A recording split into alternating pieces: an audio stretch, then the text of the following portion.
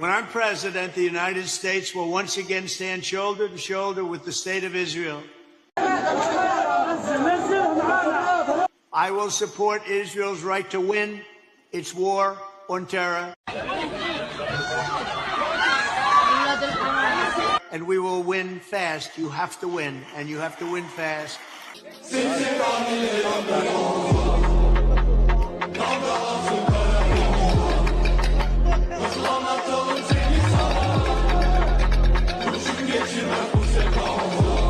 When I'm president, we will deport the foreign jihad sympathizers and Hamas supporters from our midst. We don't want them in our midst. This is genocide.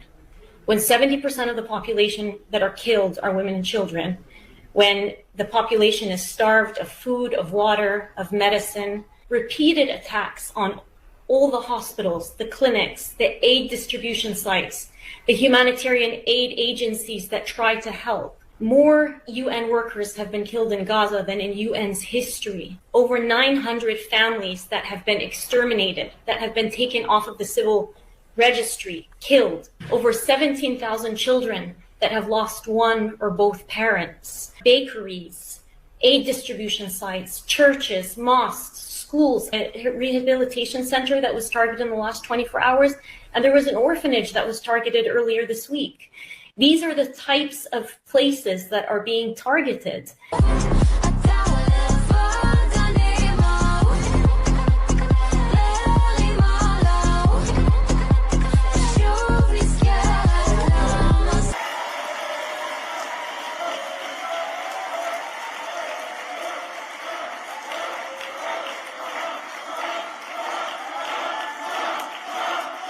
And I will work with you to make sure that Israel is with us for thousands of years. We're not going to let go of it. There is no mercy. Do not allow anyone to remain alive. Nothing. No mercy. Men, women, and children, the Torah says, do not have the right to exist. I will ban refugee settlements from terror-infested areas like the Gaza Strip.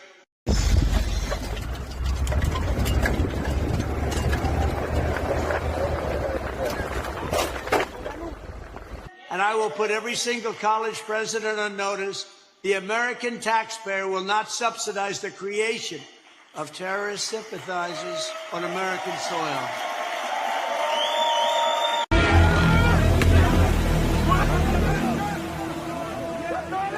תרגיל. כולם מוכנים, מקסימום. מחכים לטבח הגדול, האמיתי.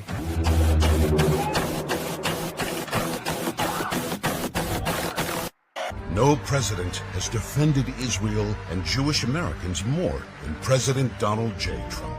International law, wonderful thing. It doesn't apply on us. It applies on any other place on earth, not on Israel. Because we are the chosen people, don't you understand it? He declared Jerusalem the undivided, eternal capital of Israel and moved our embassy there. Do not have mercy on the children. Kill all their children also. Why? There's no difference between them and their children. December 6, 2017, at my direction, the United States finally and officially recognized Jerusalem as the true capital of Israel.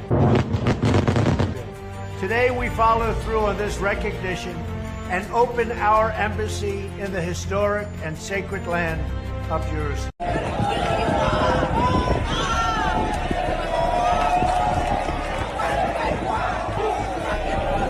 Trump imposed crippling economic sanctions on Iran, aimed to curb their nuclear ambitions.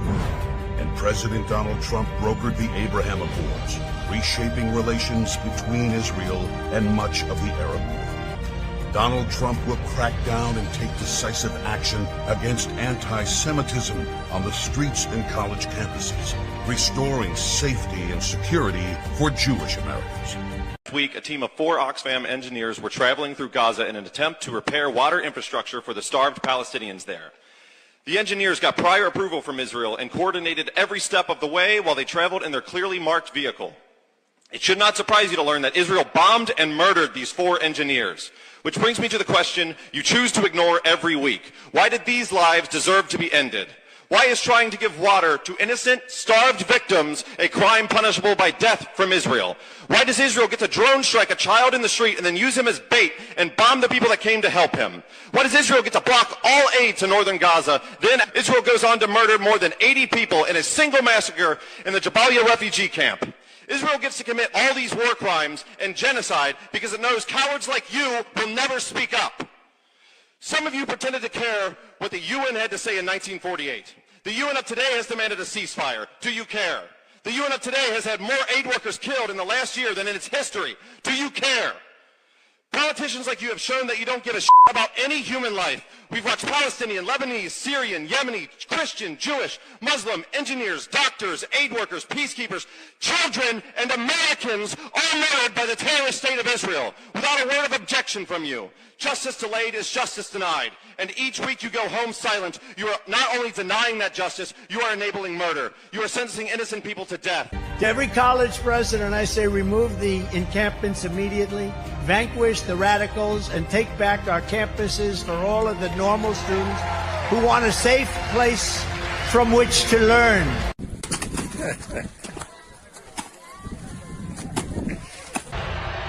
Donald Trump stands as the most pro-Israel president in U.S. history.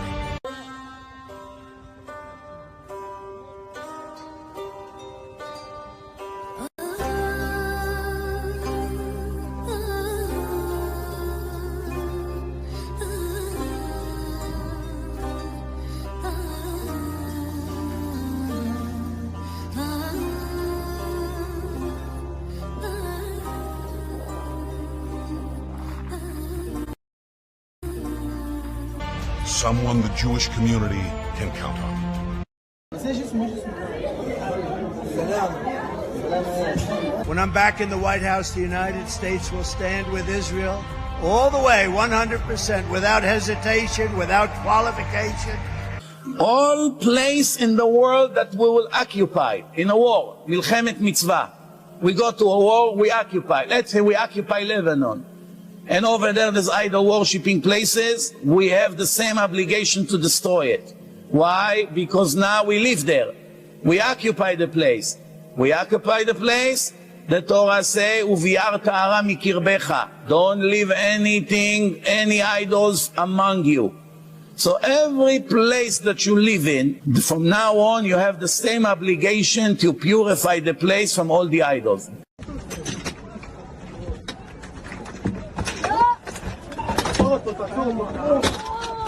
אנחנו מוכנים להיכנס לבידוד בינלאומי, ומוכנים לריב עם ארצות הברית, ומוכנים לריב עם כל העולם ואחותו. כמה שנצטרך עד שכולכם, כולל כל התומכים שלכם, תעלו לפגוש את אללה, אנחנו נהרוג. שיהיה ברור, שיהיה ברור, זה המצב בישראל, זה הסנטימנט. אז תחגגו ברשתות החברתיות, תעשו פרי פלסטיין, תעשו את כל המסכנות שלכם, ואנחנו נבוא להשמיד אתכם. להשמיד. להשמיד. And without any apology, we're not going to be apologizing.